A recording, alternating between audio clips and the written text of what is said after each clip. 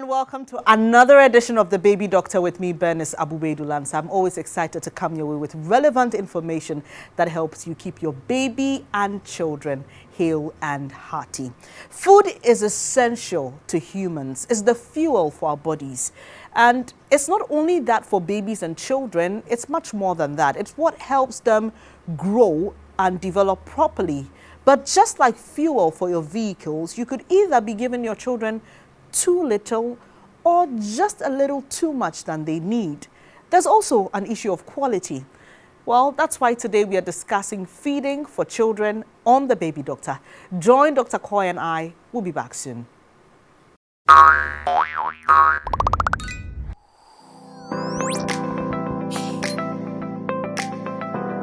When you enter any of our Koy facilities, you will be met by our pleasant front desk officers, where your child will be registered in our system, after which you will be led to the nurses station. Our competent nurses will triage your child and the needed first aid care will be given when necessary. Your next point will be the consulting room. Our proficient and friendly doctors will examine your child and give the appropriate diagnosis and treatment. From the consulting room, you may require the services of our laboratory, which is managed by highly skilled laboratory scientists, and then to our well-equipped pharmacy. When it becomes necessary to admit your child, you will be nursed in either our general ward or private ward according to your preference. At Koy, we aim at giving you the best, your child's well-being, our passion.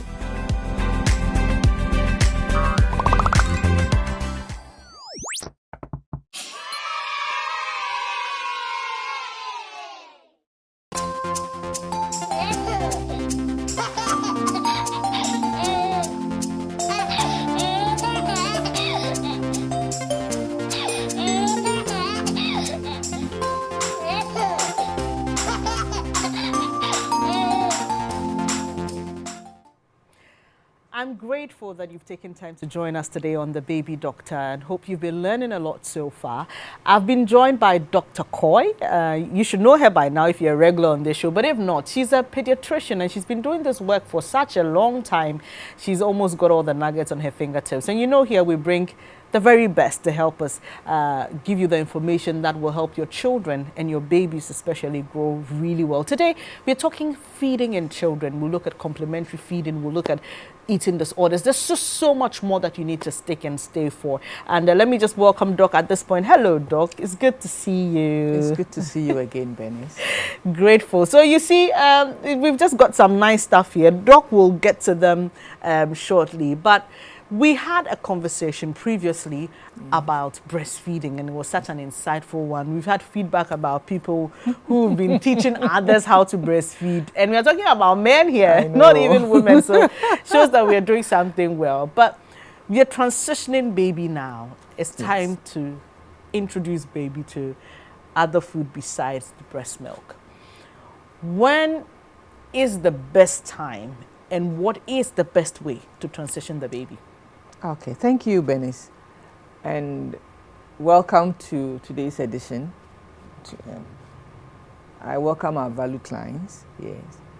And complementary feeding, that's what we call it. When is the best time? When baby is 6 months. I know that now almost every mother knows that exclusive breastfeeding is the gold standard for the first 6 months. But then after 6 months, if you continue to do breastfeeding, then you are shortchanging your child. And that is breastfeeding exclusively? Exclusively breastfeeding, okay. Sorry, yes, because we encourage you to add breast milk till they are 2 years. But then if you are doing only breast milk, before 6 months, we say only milk. After 6 months, only milk is not enough. And only milk here means not breast milk plus even formula is still called only milk. Okay. I know now many people think complementary feeding means they should add formula to breast milk because the baby still doesn't have teeth, so it has to be milk. No. Complementary feeding means you are adding family food to milk. Full stop. Right. Family food. Whatever you eat in your home is what your baby is supposed to start tasting. and Right. eating. And so for complementary feeding, in a nutshell, you're adding family food to your food. And I always share some rules that when you are doing complementary feeding, one, you are training the child to fit in your family. Okay. So what you eat commonly at home is what you want to introduce. If I don't eat blueberries and I choose to teach my child how to eat blueberries, and he loves blueberries more than my banana and my pawpaw and mango, then I am in trouble, because he will grow up and it's blueberries and nothing else. And so we always introduce the ones that you have easily available first, and then you can add on for variety. So that's rule number 1. 2, your baby is moving from milk, so the tongue is not used to any spice. Okay. If you insult the tongue with spices or anything sharp, or anything too sweet, then the sharp ones offend them, so then they will stop eating it. So many of us will observe that we give our babies the first serving of what we are eating, he will eat. Second serving, he will eat. By the third serving, he starts asking for water, and then he doesn't want any more. And more often than not, it's because of the spices in there. We've kind of maltreated the tongue, and so he's associated this whole new thing with the So it's not an discomfort. exciting experience for the child. And so subsequently, he's a bit careful on that adventure. So that's the second rule. So the third rule is that he's moving from milk, which is liquid, to solid. So the texture is important. Okay. You have to get a texture that is in between, so that the baby can try this new thing without choking. And so that's where we'll talk about texture. And so I have something to show texture for beginners. Okay. And then we will see on our picture to what you can move on with. Yes, so texture. And then the fourth important point is that you are supposed to give a balanced meal. And so we are going to learn the food groups that you can select from. I'm not going to prescribe one diet because we come from different backgrounds. And I said that you are training your child for your home. And so even in Ghana, we have different tribes with different preferences. Yeah. And so we will just talk about the groups, and depending on what is peculiar to your home, you can always select. So we always make sure that we select from the groups, and there's something that the Ghana Health Service has been promoting that makes it easier. We call it the 4-star diet. So we'll talk about what the 4 stars each star represents, and the aim is that you aim for 4. Okay. And the least I will say you can do is to aim for at least 3 in a 7, and with that you can be sure that your baby will do fine. And the 4-star is? The 4 star, 1 star is the starchy food, the carbohydrates. Okay. And the second star, or star 2, is your vegetables and fruits. That is where the problem is. Yes. And the star 3, it's the animal protein. And star 4 is the legumes, that's the beans and the nuts. Yes, so every meal should have these 4 stars represented. So even if you cannot get all represented, at least 3 should present. And you realize that if you do 2 of them, there's definitely less protein. So you should have protein, carbohydrate, and vegetable. And then the protein should have the animal and the nuts. Doc, Okay. we'll be coming to feeding younger children, but I just want to chip this in so it doesn't escape us. When it comes to vegetables, for the maybe transitioning group from 6 to about 1.5 years, where you want to turn it into a paste or blend it all up, it's easier. But for the toddlers, when you're introducing them to vegetables, a lot of caregivers complain, mothers complain that it's difficult, and they say or they claim children don't like vegetables. And it's a challenge getting them to like vegetables. What is your advice on how to handle that particular category of children? Okay. What you can do, which I practiced, and so I know it will work, is you don't really have to force any child to chew vegetables, but you can still put it in the food, so they will acquire the taste. And then what I recommend is, when you've blended a good portion of this vegetable in the stew, then you put a few bits of the vegetable so that you continue to encourage the child and to eat on them. One of the challenges is that parents preach one thing and then we practice the other. And so if your child has never seen you eat vegetables, please don't ask that poor child to eat vegetables, because you are the role model. And so if all he sees is that you are eating your food without vegetables and you are saying eat vegetables, then there's a disconnect. But if they see that everybody in this house is eating vegetable, if they don't want to be like mommy, they want to be like daddy.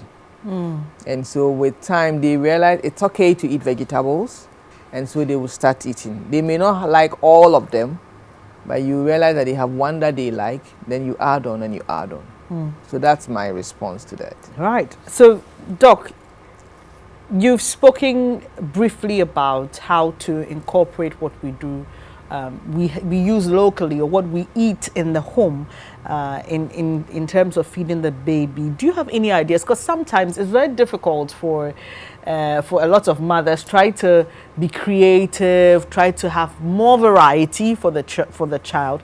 So if there's any ideas you share, we'll gladly take them. Okay, so I think to answer, we are going to move from 6 months. Right. And so you asked, how do we transition? Yes. And I gave the broad framework. So you start simple. And there's another principle that I go by: do one unknown at a time with the child. Sometimes we end up shocking their tongue with a whole cocktail of new things. Yes, so at 6 months, you can even start with a single grain cereal. Okay. Yes, that is 1 star. And then I add breast milk. And so if the child likes the taste of the cereal and milk, then I know, and there's no reaction, I know this child doesn't have a problem with this cereal. So let me use the popular Mori Cocoa, which is Kondo. And I must say that it's not a gold standard. If some children may not like corn or maize, but they like rice, or they like millet, or they like sorghum. They are all cereal. Some you can even do yam porridge. Okay. Okay, yes, and then you add the milk. If she tolerates it, because the milk is a constant, I know that the cereal is fine. And adding the milk here means that not as a top-up, you're adding it to the meal. You can mix it with a meal. Okay. So you can do your porridge with the breast milk. Okay. Because that is the only milk. Yes, you express the milk. Because that's the only milk that the child knows. If this child has had formula before, and there is one formula that he's familiar with, you can use that particular formula. Yes, so the child likes the cereal. Then I can pick the cereal, and I want to add on to my stars. And so I can add a fruit to the cereal plus my milk. Okay. And so I have my protein in the milk, I have my cereal, the starch in my cereal, and then I have my fruit. Okay. Could be banana. Any type of fruit? It could be mango, any fruit. At 6 months, everything that you eat that is wholesome is fine. Even orange is not too acidic for them? No, after 6 months, they can have orange. Okay. Unless it's very acidic. Okay. But if not, they can have orange. They can have apples, they can have banana, they can have mango, they can have watermelon, pawpaw. Have I left any fruit out? Pear. They can have all that. Yes, and so you can sweeten your porridge with it. Let me warn is that we don't encourage a lot of salt at that time. Okay. And so you can even do your porridge without salt, because there's salt in other areas. So yes, you can start. And then we've graduated. So the next day I take the same cereal, and then this time I can do chicken, a protein, animal protein. It can be chicken or fish powder. Okay. Yes. And then I add my vegetable, which is, let's say, carrots. And I have 3 star. Good. If I want, I can add soya bean. Okay. So then I have 4 star. Yes. And the texture should still be the same porridge. Okay. And so it's supposed to be thick porridge. Should I demonstrate it? And so today I actually brought a serving of porridge for mothers to have an idea that you don't have to let it be watery, and it doesn't need to be liquidy, but it's supposed to drop off like this. See, my porridge is not good. Okay. So it's soft. So as soon as it gets onto the child's tongue, it will melt. But it's not watery. Okay. So this is the correct texture for beginners. Okay. It's not lumpy. And Doc, should this be, can I just sample? Yes, and this is the enough portion for a child. Okay. Okay, so So should it be this consistency after adding the milk? yes. Okay. But sometimes if you add breast milk, it may become liquid. Okay. And so you can actually do the porridge with your soya bean or something. Or actually once, let me tell you a funny story. At home, my baby will just not take anything. So husband just gave the porridge. And I came home, he said, then add the breast milk. And I was livid. Why do you give my child only a single grain cereal? And he said, just add the milk and it will mix in the tummy. Okay. And so parents, so all you need is that the combination should be there at the end of the day. Yes. Around the meal time, it should be complete. So right. It was quite interesting coming from a non-medic, but he made a point. So I realized that there was no need to make such a fuss, and the child preferred one after the other. Not mixed. Not mixed. So we did it that way and it worked. So within the 10-15 minutes of feeding time, she had her cereal mixed with a fruit, and then she had her milk. Okay, so parents, don't beat yourself if the child decides not to go by the prescribed formula, because we vary. So I was talking about texture. Yeah. So that is the texture that it we should go drop by. off like that. It should drop off. So I would have just said say it's quite thick, but it looks thick, yes, but that is it. That is and the right. when you put this on the child's tongue, it will just melt, because this is porridge. Let me add, you don't have to sieve all the husk of it. We don't have to sieve it till we just have only the starch left for the child. So far as it's well milled, you don't have to sieve it. Doc, since we're talking about porridge, I chanced on a story where some health officials were raising concerns about fermentation in condo, and whether or not you should rather use very fermented condo to prepare porridge for children. I don't know whether... My response is this: very fermented bites, very fermented maize bites in the mouth. So I think just a little, for a day or two is fine. Okay. Yes, over fermented. Most of us don't even enjoy eating over fermented. They want the kids cereal to sleep. Well, then you want sugar, you want alcohol in there. No, it's not necessary. Children sleep well when they are well fed. And so that is one of the things. So we've talked about texture, and then also, yes, you add one thing after the others. I was talking about that. So yes, so that's how you introduce. And whenever I want to change, I'm not going to do cocoyam. One fine day I wake up, cocoyam, kontomire, and then I go for goat meat, and then I add beans. It's 4-star, all right, but none of the 4 are familiar to the child. If he rejects it, I don't know which of them he doesn't like. And if he reacts, I don't know which of them he's reacting to. And so if I want to bring my palm soup, which is also good, I will use one of the cereals he's used to. And then I add the soup. He takes it, then I know my palm soup is fine. The next time I pick the palm soup, then I vary the cereal. So you can tell that I'm promoting variety. Yes. Here. And I'm also promoting stepwise introduction of the variety. So we encourage variety, but you don't want to shock the child's tongue for him to reject it. And so because I realize that parents make a mistake. As soon as the child likes one cereal, then that is the child's portion. Favorite. Yes. So morning, afternoon, evening, he's taking because it's easier for them to feed the child. Yes.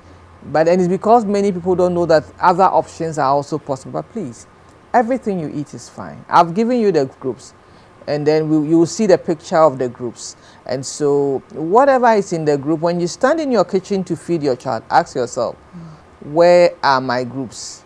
And put them together. And I always tell mothers, when you prepare the food, ask yourself, is it balanced? Do I have my carbohydrate? Do I have my protein? Do I have my vegetables? And in my protein, do I have some legumes? And if they are there, your food is balanced. I must say, rule of thumb, I always say do 1/3 of each. 1/3 of so, each. yes, because I know we Ghanaians like to garnish our food with vegetables, and we say we are eating vegetables. So about the food, 1/3 of the food should be vegetables. Okay. 1/3 should be carbohydrate. 1/3 should be protein. Children need their carbohydrate as bodybuilders, so please ask. Healthy lifestyle, which is only vegetables and fruits, does not apply to children under 5. Baby dieting. No, yes. Mothers, They don't want to have obese children because we are told obesity is becoming a challenge in today's world. There are children who are having or developing certain conditions because we are overfeeding them, blah, blah, blah. So everybody wants to stay safe. I agree, but then they need to grow. Right. And so when we do only fruits and vegetables, then we tip them into poor nutrition or undernutrition. So growing children, for us adults, we are in our maintenance state. So we are trying to stay healthy. We can decide to do whatever combination. But for the young growing child, he needs at least 1/3 of the food as carbohydrate. And then the protein is also the bodybuilders. He's running around, he needs energy. And then the bodybuilders come in. And then the multivites and the fiber will come from the other options. If you don't allow the child to have enough, he will use all his energy to grow. And he will use all his energy to run, and there will be nothing to grow with. And so you realize that they say he's eating, but he's not gaining weight. Yeah. It is because he's being fed, all right, but what he's being fed is not adequate. Right. It's not adequate. So we always want that balance. So at the back of your mind, you know that you need all these 4. If one meal is not able to meet all the 4 and can meet at least 3, plan that the snack will meet that. If you just joined us on the Baby Doctor today, we're looking at feeding in children, and we are looking at feeding in the transitioning group. That's right from 6 months going upward, toddlers, would even delve a bit into older children. But Doc, there's another issue about the portions. What is the right portion to serve my child? And what is the permitted quantity I should not go beyond? Okay, I'm sure you can see I'm smiling so broad. It's because half of the problems with overeating and obesity comes from the portions we feed our children. Yes. And so for new mothers, let's know that a new baby who is transitioning from 6 months, we expect the child to have only 3 tablespoons of food at a time. This is how big a tablespoon is. Okay? Just 3 of that Just at 3. a time. The baby is done. So if he eats 3 of this, that comes to about 6 teaspoons, and he says I'm full. It's true. Please leave the poor child alone and top up with breast milk. Okay, so this is breakfast, lunch, supper you're looking at. So or at each meal time. At each meal time. 3 tablespoons should be marked, is the average. Okay. Some children love their food. If the child wants more, please serve the child. But if the child is spitting it out, but don't squeeze the child in your armpit and shove the rest down her throat or his throat as if you are trying to make sure he's full. That's how we end up putting them off feeding. Okay. So subsequently he sees you coming with a bowl and he starts crying because he knows here comes torture time.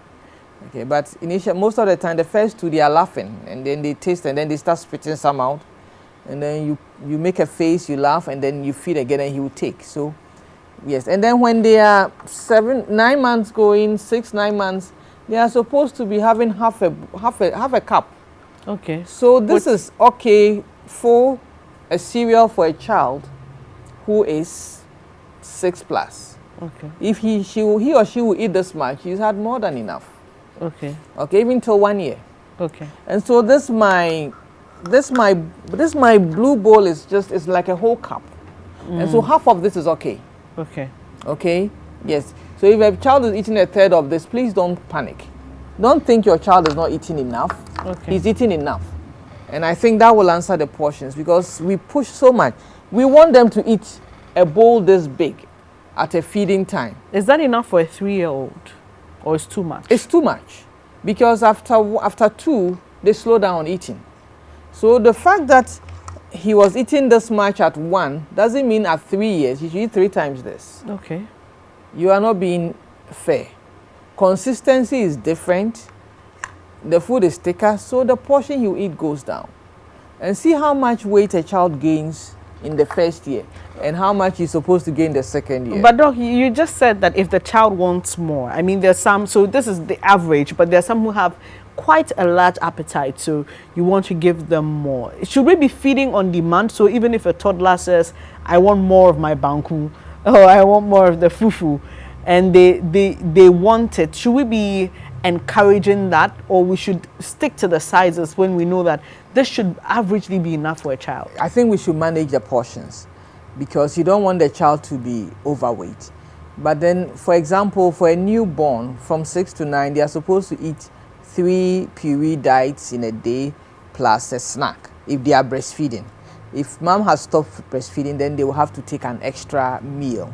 So that's 4 times. 4 times. Plus so, a snack. Plus a snack, plus 2 snacks. Okay. Between 6 and 9, they take 4 plus. So between 6, yeah. So from 9 to 8, 9 to 12, I'm sorry, they will take 3 meals plus 2 snacks. If, I think, from 6 months out, from 6 months to 7, normally you do 3 meals, okay? When the child has settled and wants to eat, you can do 3 to 4 servings. Mind you, we are talking about 3 spoons or 4. Yes, so we give them the variety so that they get the different food groups in small portions. Well, their stomach is small. And then from 9 to 12, they can have 3 whole meals and 2 snacks. From 12 to 24, that's after 12 months, that's after 1 year, you need not feed a child 4 times in a day. Okay. She can have 3 whole meals and 2 snacks. Snacks in between. Yes, so normally the late evening meals can go away because then you are encouraging the child to be overweight. Right. Yes, so these are the portions. When we talk about portions for a child, if you are having a good mix of your vegetables and your legumes and your protein and the carbohydrates, then you are not too worried because the portions correct themselves. When you have a lot of fiber, you don't get hungry that often. And so there's a limit to how much you gobble down. And then also, if we are staggering the meals such that every 2 to 3 hours the child gets something in the stomach, because I was talking about 3 to 4 times a day plus 2 snacks. So what it means is that she takes breakfast, there's a snack, then by lunchtime, if you've had a snack, you won't be famished. So hungry. Yes. And then between lunch and dinner, there's a snack. My snacks here could be fruits. Okay. She could have he or she could have a banana. An apple. Yes, an orange or watermelon chopped. Or if he's younger, you blend it. So if he's under 9, you have to blend it. So it makes it easier. And to address, I think we've missed the point. They need water after 6 months. I was going to ask that. Yes. So what is the portion of water at every stage? My rule is that water before and after. Okay. Let a child drink before the meal starts. Wouldn't that make them, failed? Wouldn't that reduce the capacity they can have for a proper meal? It can, but breast milk has 80% water when you start. Right. And so for some who love water, yes. Others who don't really like water too, you get them to drink a little. Right. Yes, so when a child is hungry, he will never fill his tummy with water. Very few children would do that. Yes, so he takes, of course, if you think he's taking about 50 ml of water, that's too much. You can take the cap off and then let him start eating. Doc, let me ask this about the portions. When you read about dieting, or when we study in school about food nutrition, usually you're told that, based on the type of work you do and the gender you belong to, men are most likely to eat more than women. Does that translate in children as well? Do you have boys having larger appetites than girls? I think it's personality. Okay. Yes, so it's not a one size fit all. Some girls have large appetite. You're right. And some boys are picky eaters. And so it doesn't really matter. I think it depends on the child. And also sometimes how much energy that child expends will influence how much the child eats. Some are very active and boisterous. So when they sit to eat, they eat a lot. And then also sometimes the environment and the circumstances surrounding the feeding. If feeding is not fun, children don't tend to eat much. Okay. And so we also have to remember that we have to make feeding fun. How do we make feeding fun? The food should be colorful. Yes. The bowl can be interesting. So there's nothing like a bland food, and we Plain. like doing that too much. We are eating colorful food, and then we give this child a pale Boring looking cereal, and we think the child should be okay. No. And then also we should allow them to make a mess. That's one of the mistakes we make. We've held the two hands and we are feeding them. Let the child put his hand in the food if he wants to, and try putting some in his mouth. You put some in his hair, put some on your dress, and that's not when you scream and say, "You've messed my dress." With that facial expression, you put the child off. So he should see you laughing, he should see you smiling, and so we have to factor the timing. And he's in no hurry. You are in a hurry. He doesn't know this your tight schedule, and so we should be aware of that when we are feeding children, because they look for cues from our face. And when you are all stressed up shoving food down his throat, he doesn't look forward to the next feeding time. And that's one of the things we miss. If we are busy on our phone and we are feeding the child, you are not engaging. He's not likely to eat much. Likewise, if our house helps are also doing the same, they are on their phone and shoving food down there. So if he's hungry, he will take a few just to kill the hunger pangs. But when he's done, you are not engaging. So he may not have much.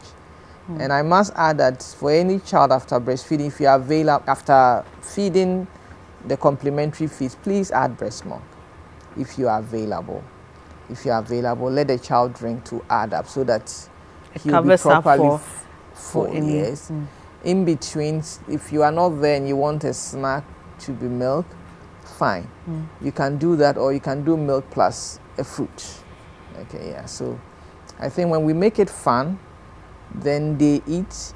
And if we don't want your child to overeat, you asked about overeating, we should also stop encouraging them to eat more when they are growing, because we train the tummy. When they start eating, they eat 4, they stop, eat 2 for auntie, eat 2 for grandma, eat 2 for the dog, eat 2 for the cat. By the time we are done, we have overfed the child. So the tummy learns stretches. Yes. So when he's 2 years, don't come and tell him to slow down, because you taught him how to eat when he was 1. You did a good job of it. And so now he's showing off his acquired skills. Yes. And so then you have to manage. But even in that situation, you can also increase the vegetables and fiber, and that will reduce how much calories he's taking. But I must warn you that if he's not putting on too much weight, let him eat to his full and drink water. That means he needs that much energy. Right. Yes, so it's individual. Interesting. There's a lot more to discuss. You've heard Doc use the expression, if the child reacts.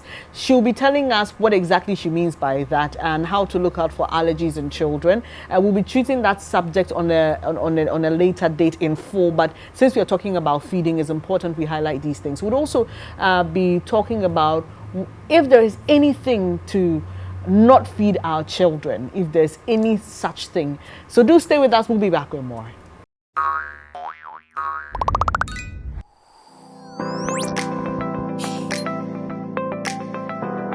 When you enter any of our COI facilities, you will be met by our pleasant front desk officers, where your child will be registered in our system, after which you will be led to the nurses station.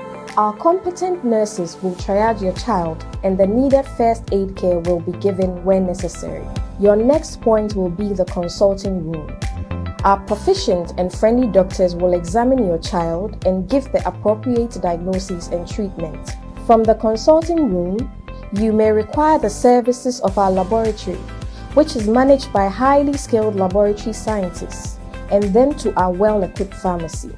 When it becomes necessary to admit your child, you will be nursed in either our general ward or private ward according to your preference. At COI, we aim at giving you the best. Your child's well-being, our passion.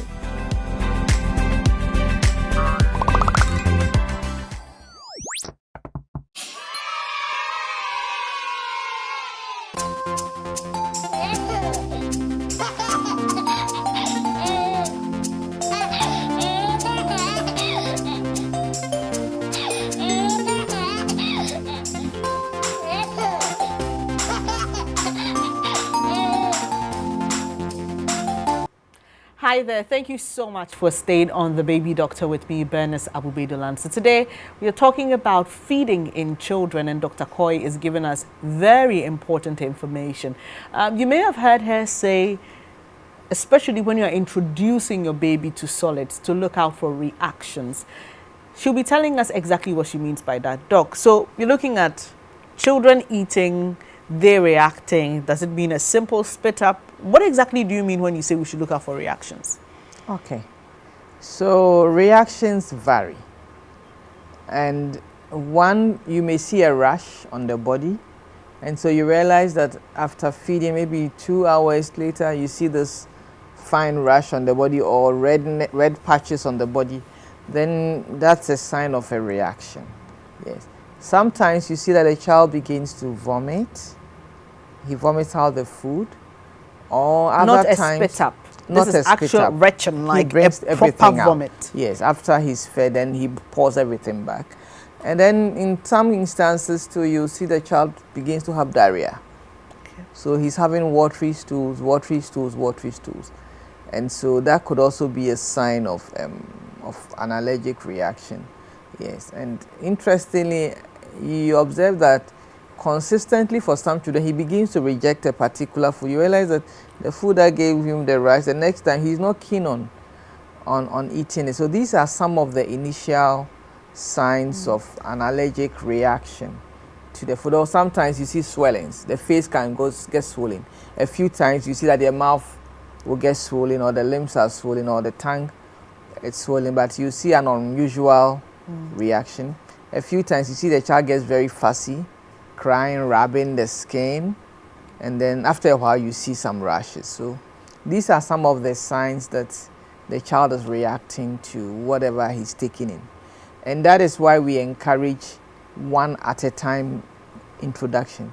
Variety is extremely important, but then you should do it one after the other so that when there's a reaction, you have an idea what could be the likely culprit. Yes. So and Doc, should we be treating this as a one-timer, or you may want to see it maybe 2 or 3 times before you say this is a reaction, or once it presents, you should know? If there is an obvious rash, it's likely to be an allergic reaction. But then I must say that if there is a rash, you can let it slide and we can reintroduce that food maybe in 2 weeks' time or a week's time to see whether the same rash will appear, because it could also be coincidental. Okay. Yeah, so I know sometimes we want to convince ourselves that this actually is a reaction. Yes, so that's what we will advise you But do. what about the swellings? Are those ones symptoms that you can play with, or once you see a swelling, that's a no-go area? Oh, if the whole face is swollen enough for you to go to hospital, then it's a no-go area. Yes, but if you are not sure, that's when you try again.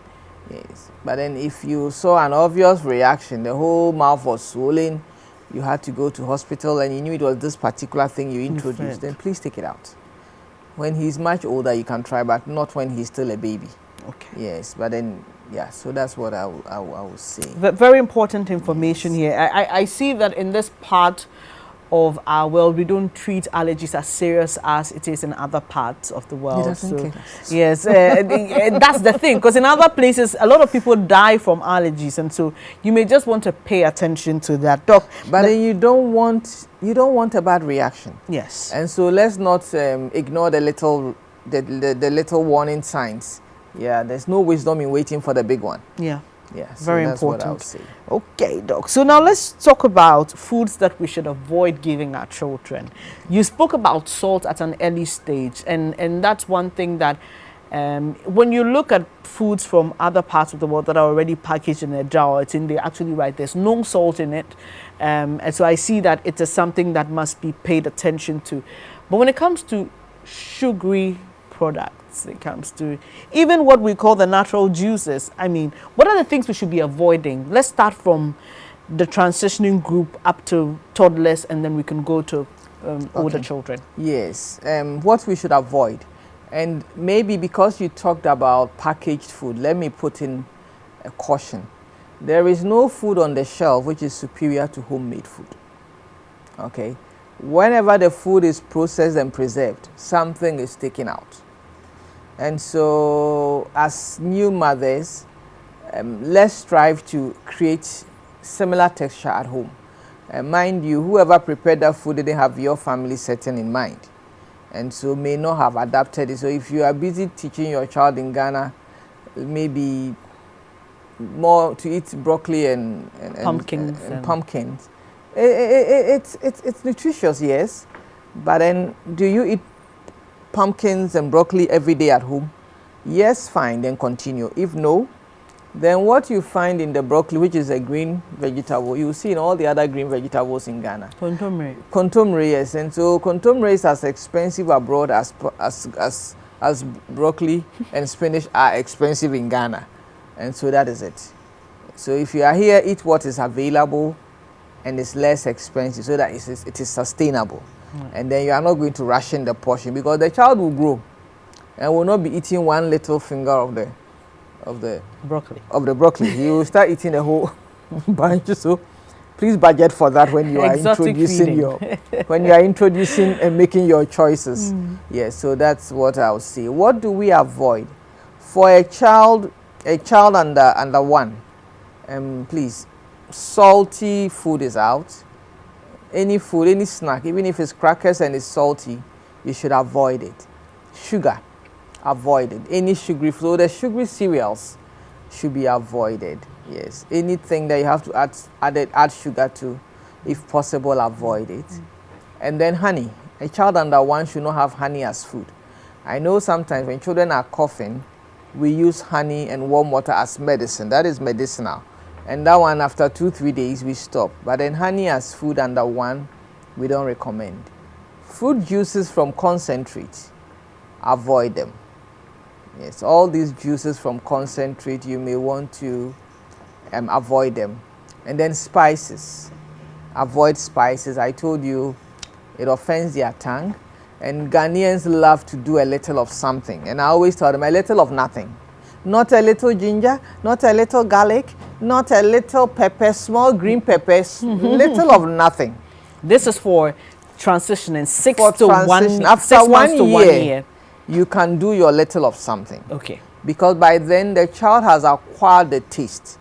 I must tell you, you train taste buds in the first year of life.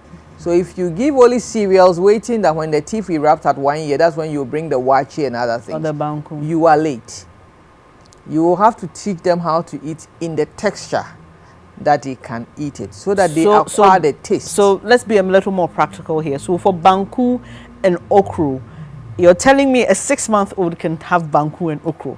You can try it, yes. So, but it must be. It should be like textured. A puree. So my porridge here is banku. You're right. It's cocoa, but banku is the same. It's the same maize base. Yeah. And so what I would do for a transitioning child is to add my soup, which has my vegetable and protein, and maybe my legume to the soup. So the cocoa texture the child eats, the cereal is maize with my soup. So I've taught the child how to eat banku. Okay. With soup, be it granite soup, be it palm nut soup, be it kontomire soup, be it garden egg soup.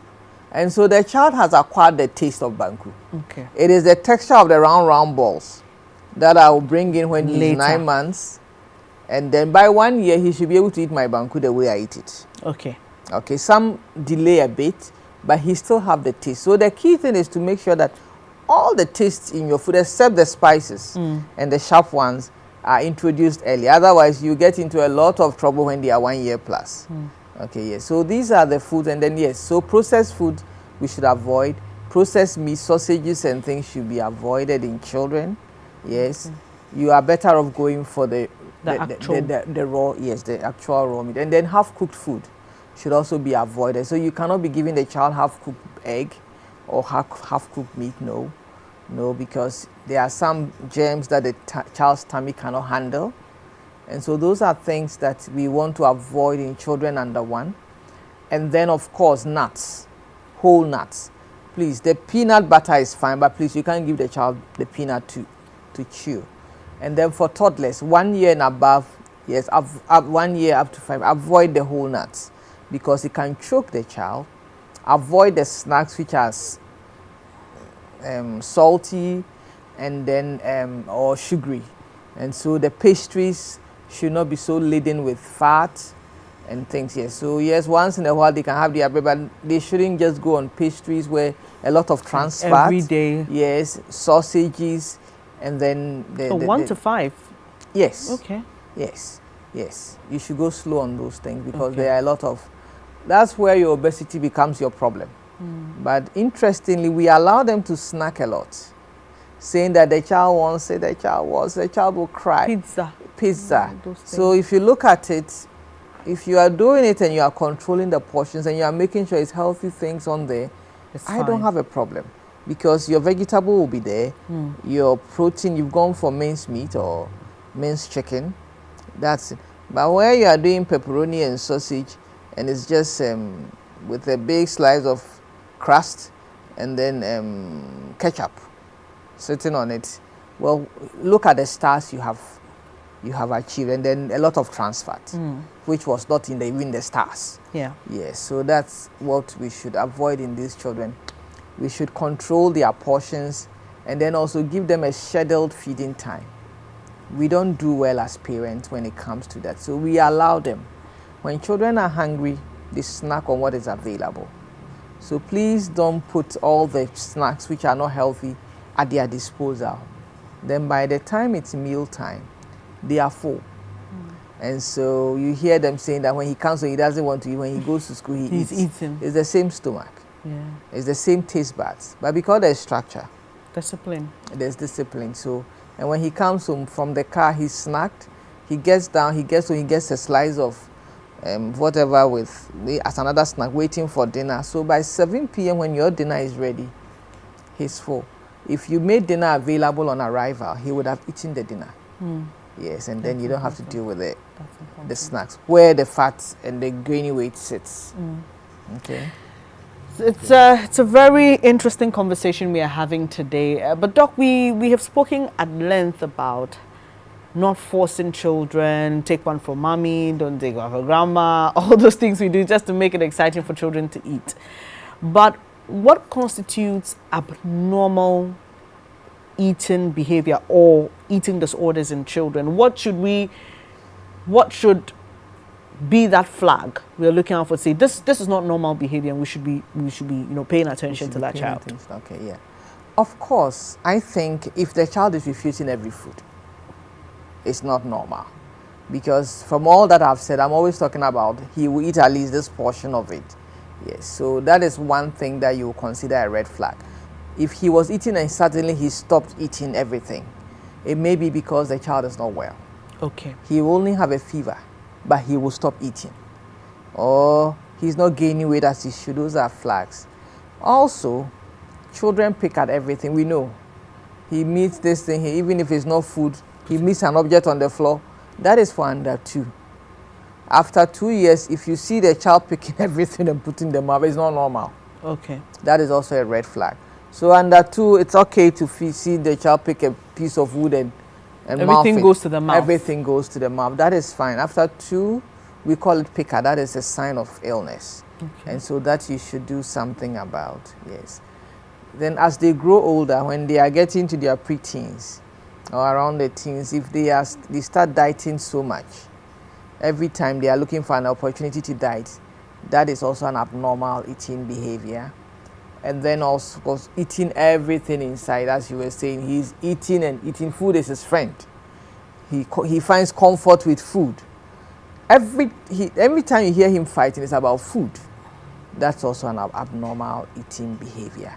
Yes. And if the child is also vomiting whatever he eats out after eating, because maybe you are asking him to eat healthy food and he's adamant, that is also an abnormal eating behavior. Yeah, if he's always sneaking to pick things that in the middle of the night. In the middle of the night, I think for teenage boys it is not an abnormal behavior. But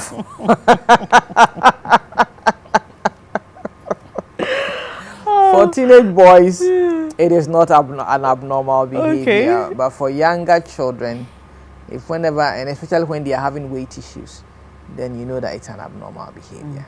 Doc, are there ways we could remedy this at home, or we need to see or consult a doctor? I think when it gets to the abnormal state, then you need to see your doctor, because there are different reasons. You know, I was talking about it could be a sign of disease. Which disease you wouldn't know at home, and so you would want to consult your doctor for help. But if it is because you have trained the stomach to eat, then you can manage that at home. But most of the abnormal eating behaviors needs additional help. Needs additional help. Interesting. So you've heard it all from Dr. Coy, and like I told you, she has years of experience in taking care of babies. She loves children, actually. So right from babies up until 18, she's got you sorted. And you can find Dr. Coy in Tema. She has 2 locations, right? Yes. Coy Pediatrics? Yes, Coy Pediatrics. We have Coy at 6, that is at Community 6, and Coy at 25, that's Community 25. Right. Yes, and we are open 24/7. Yes, Okay. even on holidays we work, and so you don't need to worry. Even if you can't get us on phone, just drive there and you'll be sorted out. Right. Yeah. So that's Dr. Coy for you, and today we've been talking about eating or feeding in children, and we've touched on eating disorders. We've spoken about the right portions. Please pay attention. Like Doc said, what you train a child with is what they grow up with. So if you're training your child to eat, they grow up with such a large appetite, and you may not be able to control it later in life. Also, give them what is closest to them, not what is common elsewhere, so that you're struggling to, you know, catch up when they grow and they want larger portions of that meal we introduced them to. Dr. Coy has been sharing some really fantastic ideas with us when it comes to feeding and sourcing local ingredients. A lot of ideas she shared with us. We'll be back to wrap up the conversation. Just go for our tidbits. We'll be back.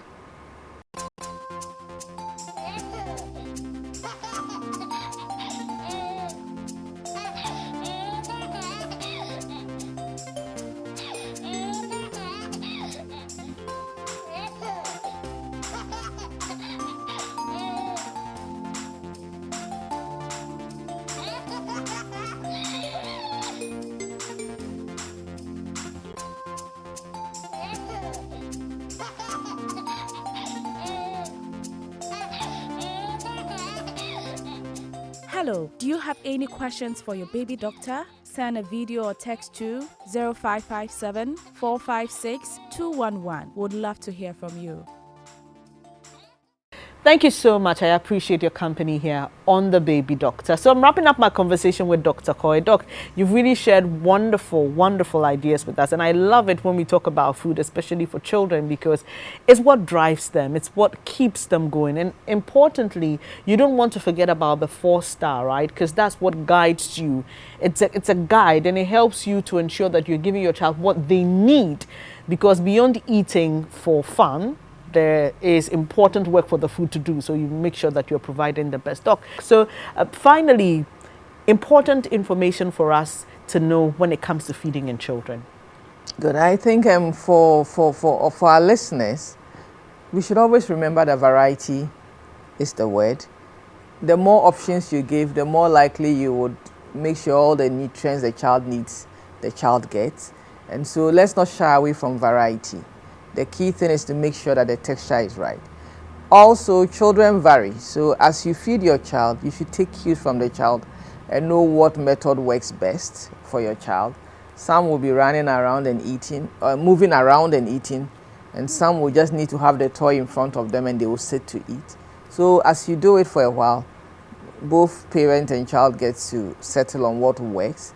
And I must tell parents that children, as they grow, reduce how much they eat until they get to adolescence. We get a lot of mothers concerned that at 1, he was eating this bowl, and at 2, he doesn't even want to eat more. Yes, because at 1, under 1, they gain like 7 kilos in a year. After that, they are supposed to gain 2 kilos every year.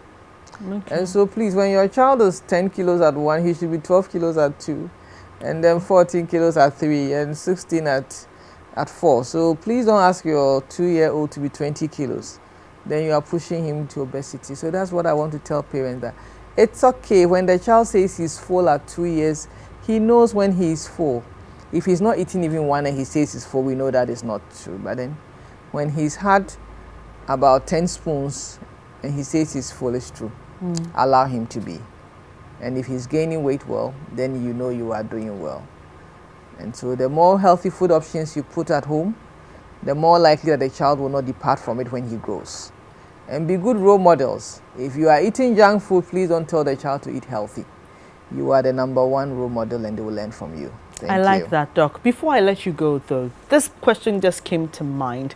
If there's a parent who's watching us who has allowed the bad habits to fester and they want to reverse them, so say with the portion you showed us, that being, if a 3-year-old is eating 2 portions of that for rice, rice and maybe egg stew, okay, and you want to reverse it, how do you do that? Briefly, please. 1, you negotiate, and 2, it's difficult to diet a child. So what I recommend you do is that you increase the fiber, okay, and reduce the calories, because the carbohydrate will give so much energy, and at that stage he doesn't need that much. So the same, and then I insist that you drink water, a glass of or a cup of water before you start eating, okay, and then you can give the child half what he used to eat, and when he's done he will come back for more. Of course, still more than the carbs, and then I'll let you drink water in between, and then I give you a quarter of what I should have given. By the time he's done with the second serving, the child would be full, because it takes time to be full. And so if you slow the eating down, he would, and with time you train the tummy to now reduce. Yes. Wow. So.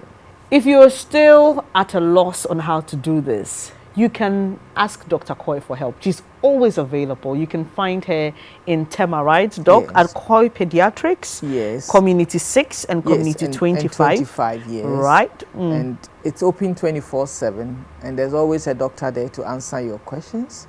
And so you can get our contact online and also directions online. We are on Google Map and everywhere. So. Yeah. So, I mean, this is as simple as it is. Koy is C-O-Y, so Koy Pediatrics. And just give Dr. Koy a call, and she definitely will help you. I know she will. She's good at what she does, and that's why she's here on The Baby Doctor.